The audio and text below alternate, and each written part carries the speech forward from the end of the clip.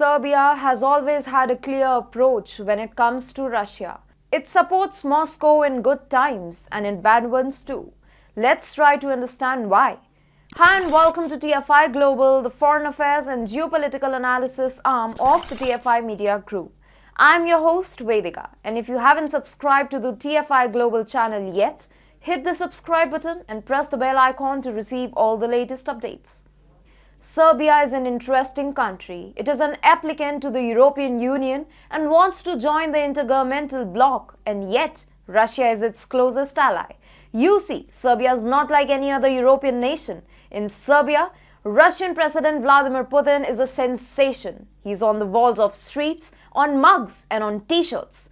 Putin is the man Serbians look up to. He is who they admire and he is who they desire. Putin's strongman image is what gives them inspiration. His standing up to the West acts as a cherry on the topping. Putin wields power in Serbia.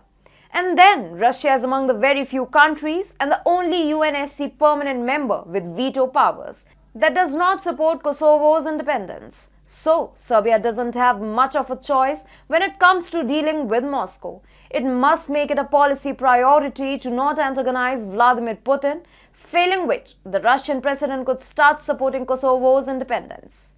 If that day does come, it will be game over for Serbia. Serbian President Alexander Vučić has said his guts turn when he hears Western countries talk about their respect for the territorial integrity of Ukraine, while simultaneously insisting on the independence of the Serbian breakaway region of Kosovo. Vučić claimed there were no principles in modern international politics and accused the West of double standards and hypocrisy when it comes to the Ukraine and Kosovo conflicts. He added, for Serbia to give up its integrity, it can only happen with a gun to the forehead and not to us but to our children. Sharpening his rhetoric against the West, President Vučić asked why, if Russia is really committing terrible crimes in Ukraine, NATO is not bombing it as it did in former Yugoslavia in 1999. Much of the pro-Russian sentiment among Serbs come from the hatred of NATO, which bombed the country in 1999 to stop a crackdown on ethnic Albanians seeking independence for Kosovo. On Sunday, President Alexander Vučić told TV network Private TV that Serbia will not join international sanctions against Russia. He revealed that because Serbia refuses to join the sanctions bandwagon, the country currently has no access to the capital market. Loans are more expensive as they are now being offered at a 7% interest rate, and refinancing loans is now difficult. He added that the sanctions against Russia are unfair.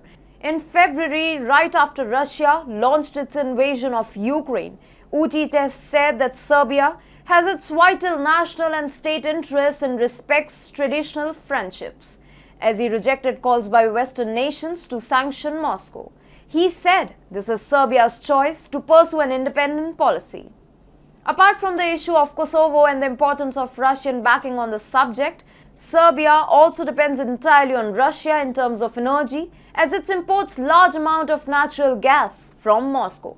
Beginning this year, under a new contract, Russia will deliver 3 billion cubic meters of gas per year to Serbia. Currently, Serbia receives 6 million cubic meters per day from Gazprom and $270 per 1,000 cubic meters. Serbia therefore continues to solidly back Russia. Belgrade is refusing to toe the West's line and is also not being bullied around by the Biden administration.